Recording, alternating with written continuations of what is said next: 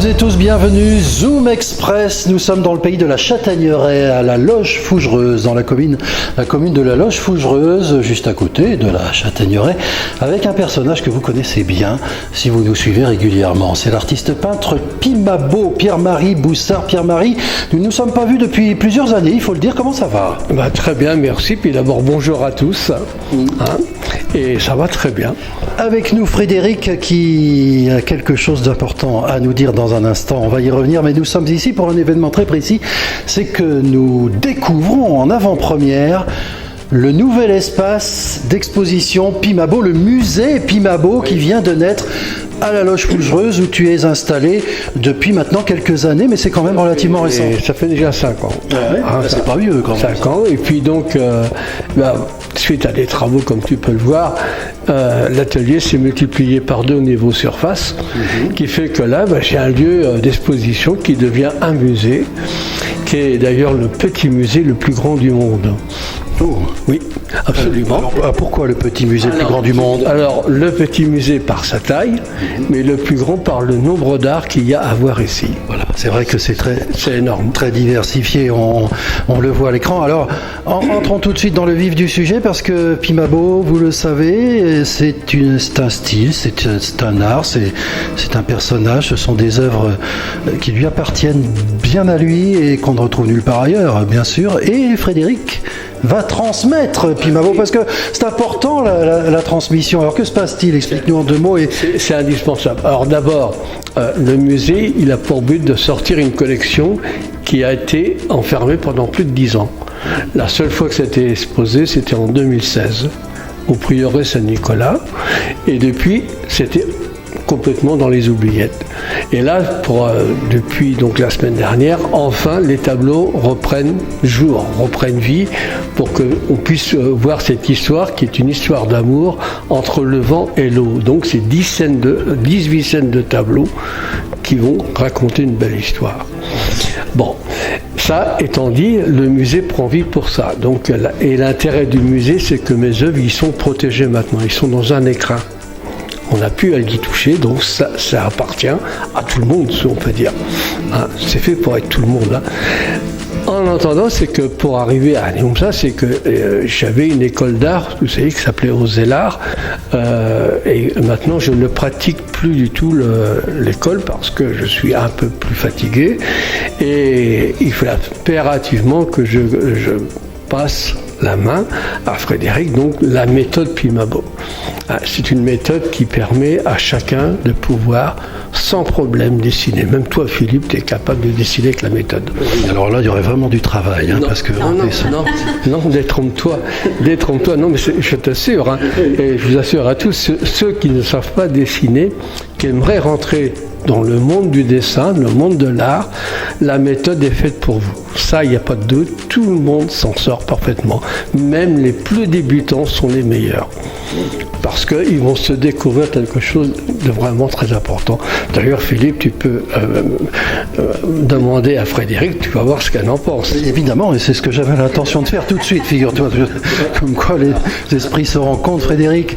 Alors, cette méthode Pimabo, comment l'aborde-t-on ? Alors déjà, bonjour à tous, merci de m'avoir invité. Avant d'aborder la méthode Pimabo, je vais raconter un petit peu quand même notre rencontre avec Pierre-Marie.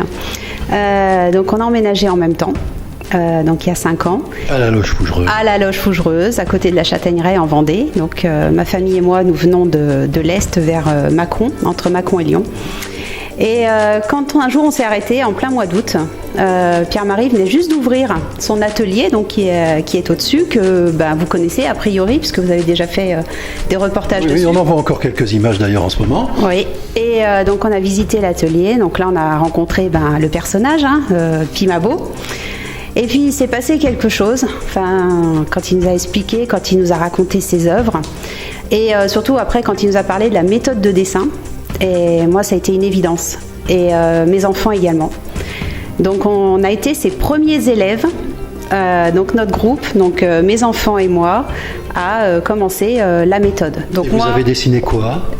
Ah non, mais ça c'est un secret, on va pas spolier. Ben non, faut nous dire parce que nous on veut comprendre, on a soif de savoir. On veut comprendre. Alors c'est ça, tout le truc, c'est on vient déjà avec un vase vide.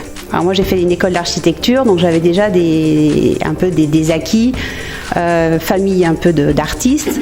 Mais en fait quand je suis venue m'inscrire, quand on s'est inscrit, on s'est dit on vide tout. On vient un vase vide, vraiment, et on repart de zéro. Donc on s'est posé, et là j'ai découvert des choses que si j'avais su qui existaient quand j'ai fait mon école d'architecture, j'aurais gagné beaucoup de temps. Et puis dès le premier cours, on ressort déjà avec une petite œuvre terminée, un dessin terminé. Alors c'est quoi la méthode Pimabo ? Déjà on remet l'humain au centre du dessin. On remet un petit peu l'humain au centre de l'histoire, l'humain au centre de la vie, tout simplement. Parce que déjà, on apprend à observer, on apprend à regarder en fait ce qui nous entoure, la vie qui nous entoure. On replace le dessin au centre de ce qu'il est, c'est-à-dire qu'on dessine d'abord pour soi. Le dessin, on le fait pour soi, on ne le fait pas pour les autres. Et c'est nous, le plaisir que l'on va éprouver à faire le dessin, ce qu'on va y mettre dedans, et ensuite ce que ça apporte aux autres, ça leur appartient. Donc s'ils ont un ressenti de waouh, c'est génial, tant mieux, c'est que ça a évoqué chez eux quelque chose d'énorme. Et si même ils disent je déteste, c'est super, c'est ok, parce que ça aura venu percuter un truc à l'intérieur d'eux et poser un questionnement et faire réagir. Voilà, ça c'est l'important. Ça passe de l'art. Ça ne laisse personne indifférent. Complètement. Tes œuvres, que ce soit positif ou négatif, du moment que les gens ont une réaction, nous on a réussi la mission de faire de l'art. C'est ça la base. On n'est pas là pour plaire, pour déplaire. On est là pour donner une émotion, une réaction à chacun. Donc tout dessin, toute œuvre, c'est une base d'humanité. Il suffit de s'écouter. C'est pour ça que tous les gens y arrivent à dessiner. Quand ils commencent à s'écouter eux-mêmes, ils réalisent que oui, je suis capable de dire. Et puis il ne faut pas oublier, j'ai un de mes slogans qui va avec mon école. Le monde du dessin est une écriture universelle. Heureux celui qui peut me lire. Alors à propos d'écriture universelle, justement, il y a cette œuvre monumentale, cet abécédaire qu'on a découvert, nous, sur TV3 Province, il y a déjà quelques années. Vous pouvez le retrouver facilement en tapant Pimabo dans le moteur de recherche YouTube. Et cet abécédaire, alors, il va se passer quelque chose pour lui, Frédéric, expliquez-nous. Et oui. Donc quand on a visité avec mes enfants, donc la première fois la galerie, on tombe bien sûr sur l'abécédaire. Et dès que j'ai vu cet abécédaire, c'était évident, j'en ai parlé à Pierre-Marie, on lui en avait parlé plusieurs fois, de créer un oracle avec cet abécédaire. Alors pourquoi un oracle ? Parce que je suis dans cette branche aussi, donc de la thérapie holistique, astrologue védique, cartomancienne, donc tout cet univers-là. Et cet oracle, c'était évident avec la multitude de dimensions et de lectures que chaque tableau peut révéler.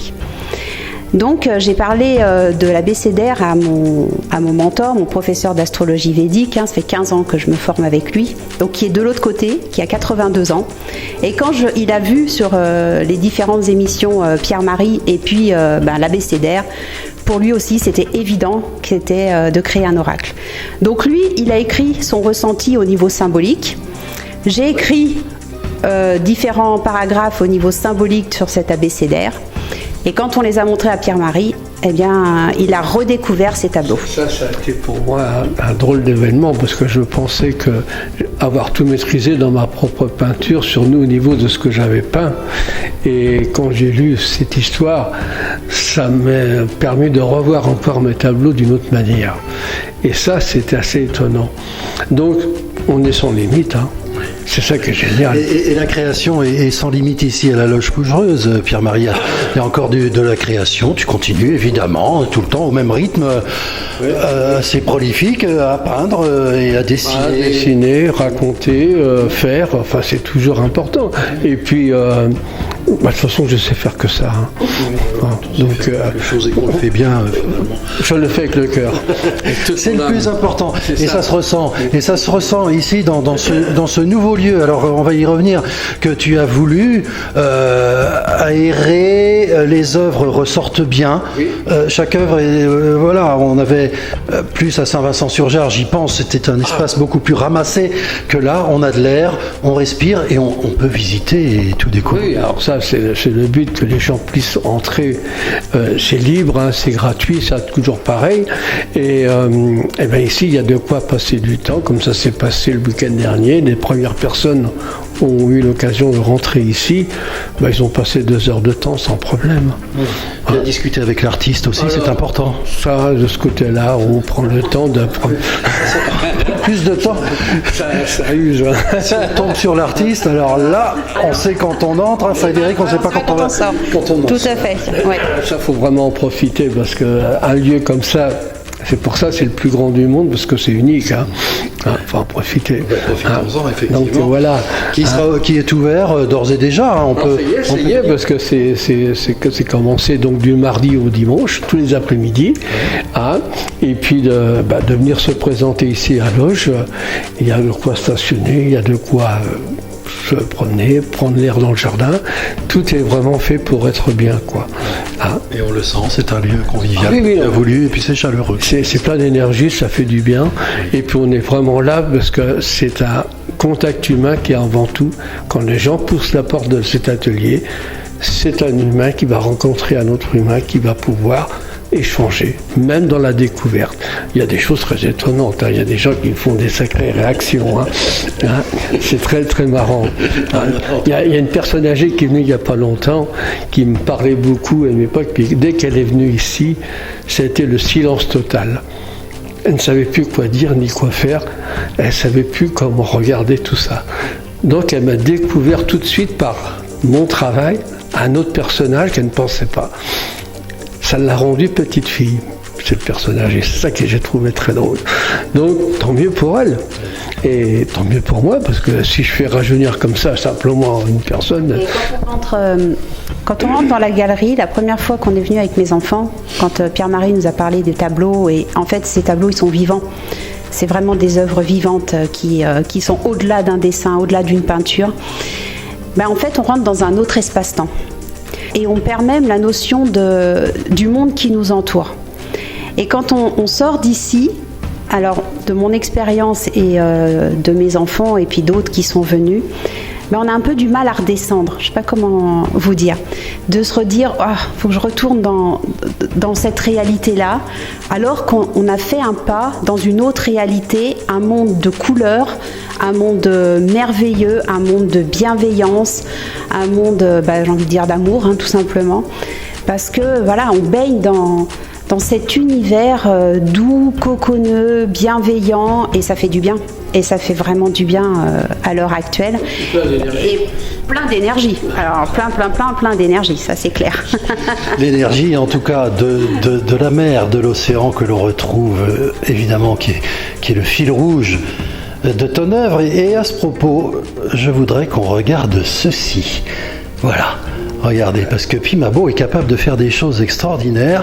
Vous découvrez actuellement un bateau qui s'appelle le Philippe Gouraud.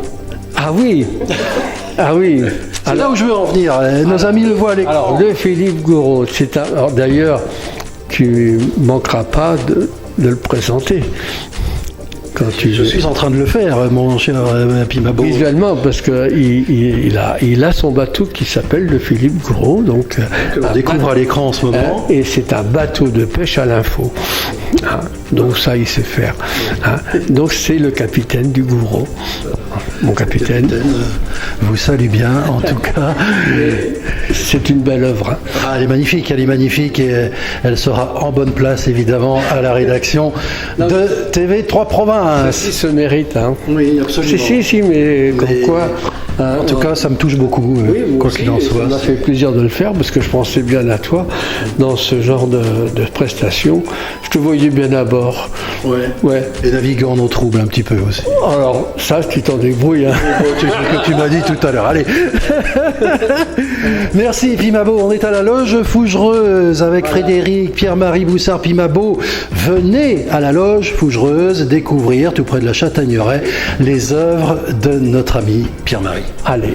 Avec dans ce nouveau lieu, ce nouveau musée que tu nous as présenté en avant-première, merci, et qui sera inauguré très bientôt, très vite, officiellement. Je pense que ça va aller très vite maintenant. Voilà, et bien très bien. Donc, venez nombreux. Venez nombreux. À la loge Fougereuse, de toute façon, c'est tout petit et vous allez trouver tout de suite. Il suffit de sillonner les rues, les quelques rues de la loge Fougereuse et vous allez tomber dessus.